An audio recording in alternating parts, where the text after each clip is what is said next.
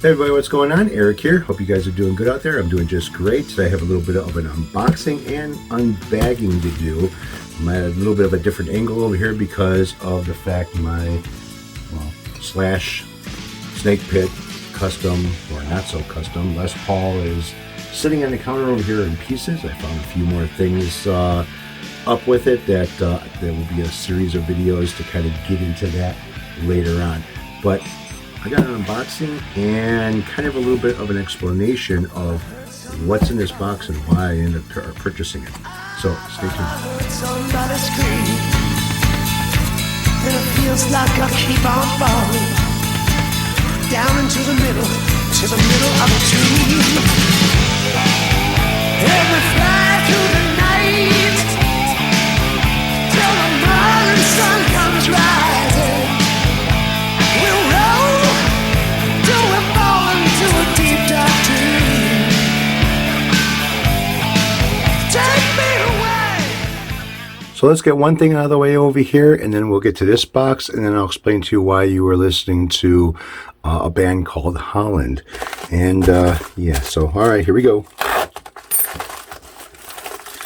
So this here should be the Wilkinson Classic pickups that I picked up.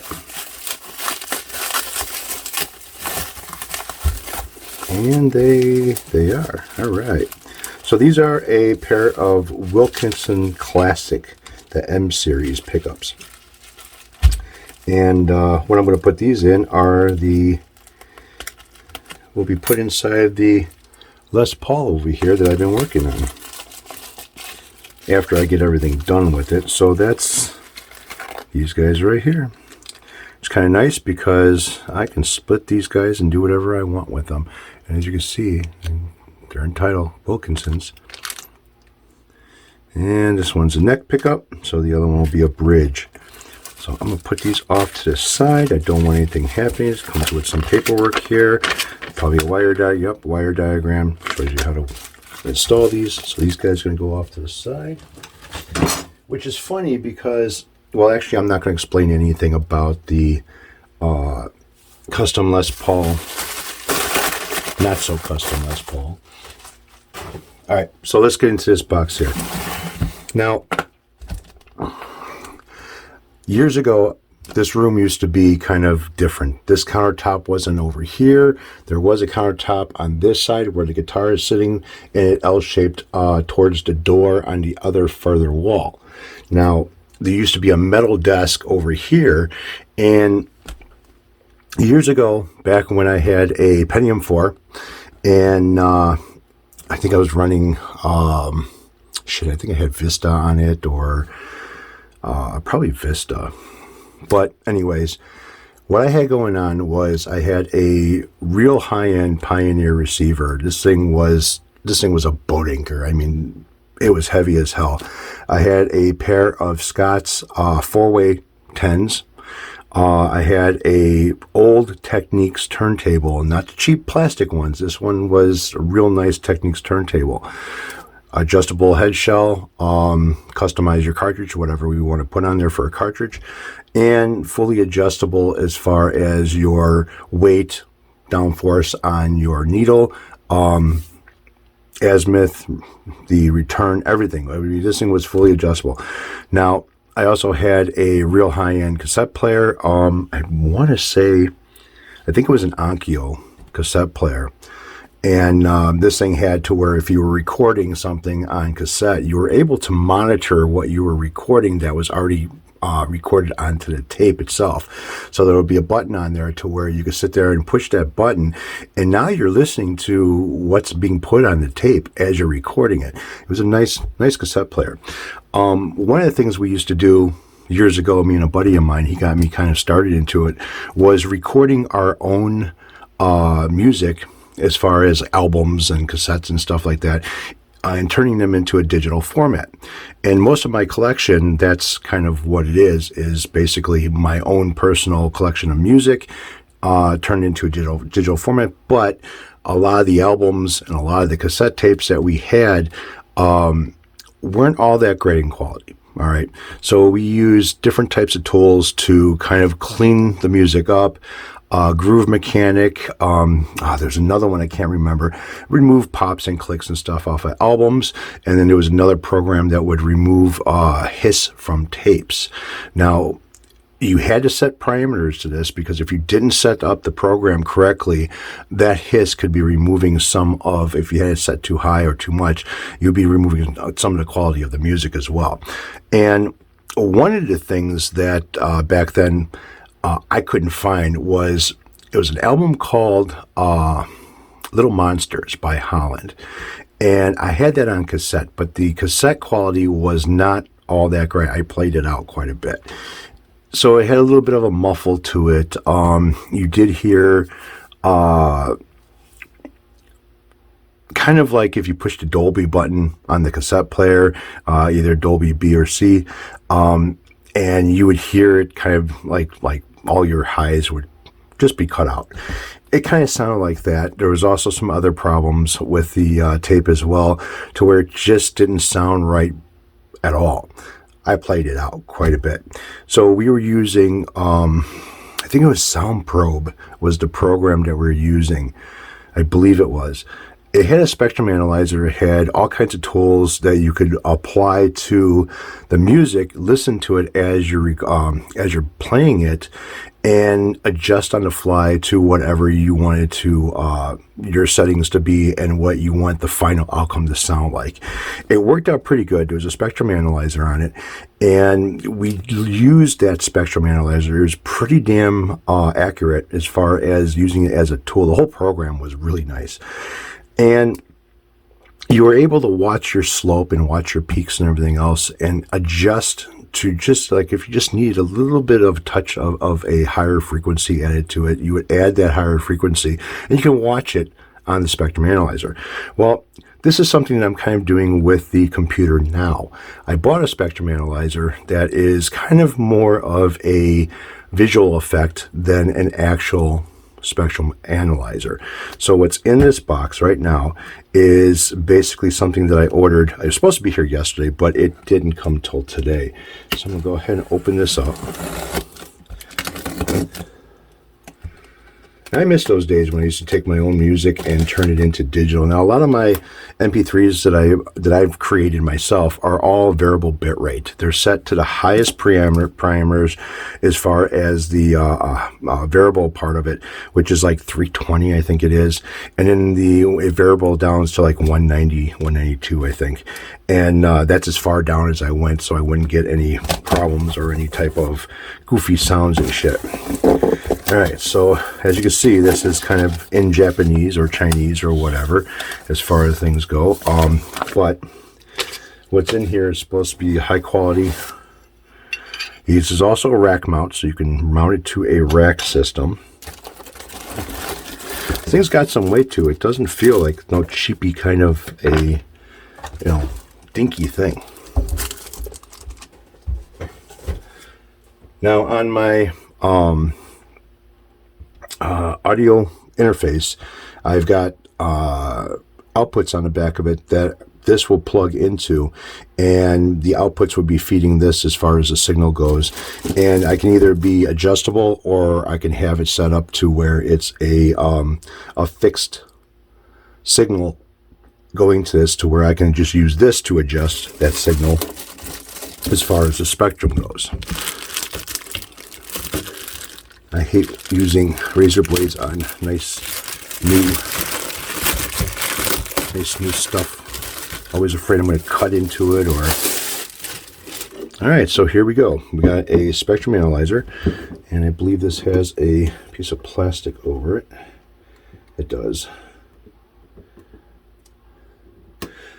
This is a BDS professional spectrum analyzer. Shows you all the frequencies that you're going to be looking at, as far as from 20 hertz all the way down to 20 kilohertz. You can set the basis of it. You can get different modes. You can set diameter. You can set sensitivity of this thing. Separation, left channel and right channel. Yeah, this thing is kind of like no joke. You can hook up mics to it and everything else. Yeah, this is kind of nice. And I'll be using this on my computer and on the new setup just so I can see what the visual is as far as what I'm feeding. If I'm playing music or something and something doesn't look right as far as, or ripping something or whatever, and the slope or the music doesn't sound quite right, I can actually see where I'm losing it and where that drop is with this. So I'm going to set this thing up, do some comparisons with the one that I already have, and show you guys the differences between a toy spectrum analyzer and an actual spectrum analyzer. Be right back.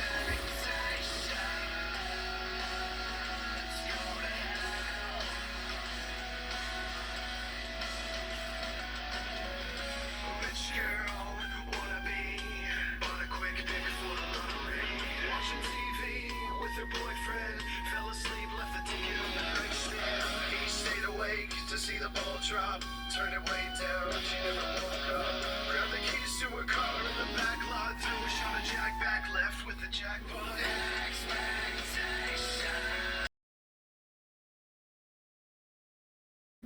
All right, so the next part of this video is going to be a test between the two spectrum analyzers. This is what's going to separate a toy from an actual tool that you can use. Now, what I'm using here is a sine sweep of 20 hertz to 20,000 hertz, sorry, at a minus 6 dBs. All right, now, if you notice that before, the spectrum analyzer was kind of flickering a little bit. Now, the toy spectrum analyzer is a dot matrix, which is it's a tube basically, and it has the display inside of that tube. The spectrum analyzer that I just got today, that's LED.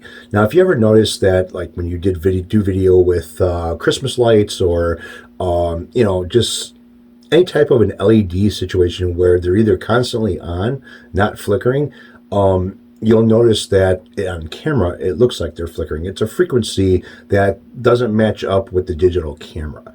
So I'm going to go into the little comparison here, and then you guys can see, spending a little bit of money on an actual something that actually is for doing audio compared to something that's just junk toy, just a little visualization, whatever you want to call it.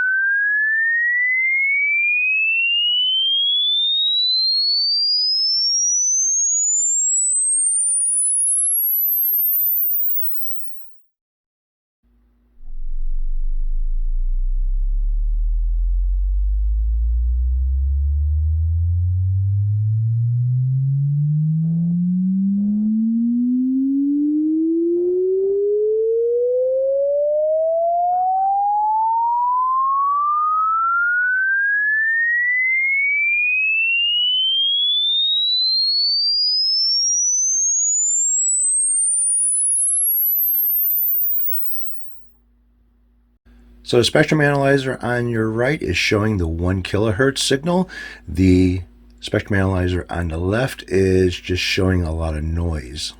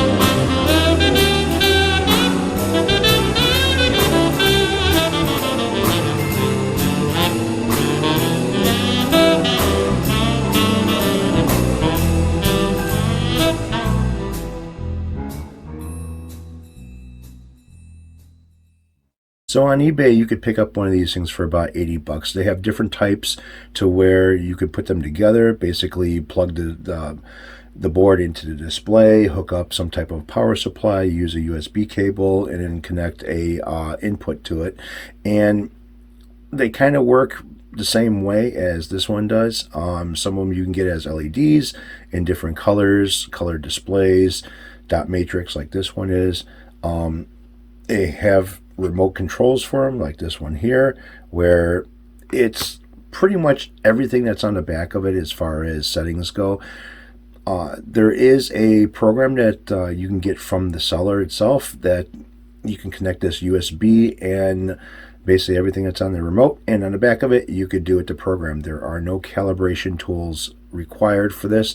So if I go ahead and hit play, you can see right now it's basically a left and right meter, and I could change how that meter looks with different styles and whatnot. I kind of like the solid bars. So here you have a left and right where they're coming kind of like three-dimensional at you. I don't really care for that. I want basically that. You could change the speed of your drop on this. I kind of have this one set to where it's at 6. There's a menu on it. You can go through the menu, frequency, peak, and everything else. Now, frequency really doesn't mean anything as far as the frequencies that this thing is putting out or accepting, I mean. That's not how this works. Basically, what it's doing is just changing the display. So you can have this type of display, another like this, and bars, dot matrix, more kind of like LED look. You've got a display that's like this, oscilloscope type thing, 3D, or actually not 3D, but reflection, oscilloscope and meter, all oscilloscope, left and right modes, different displays for left and right. And you got this display one. I kind of like, and then you have like on this one here where it is left and right side by side. I kind of like this one here, but for now I think I'm going to be using this as just a left and right meter. And as you can tell, you don't have any type of numbers, just little markers that show you what your output is.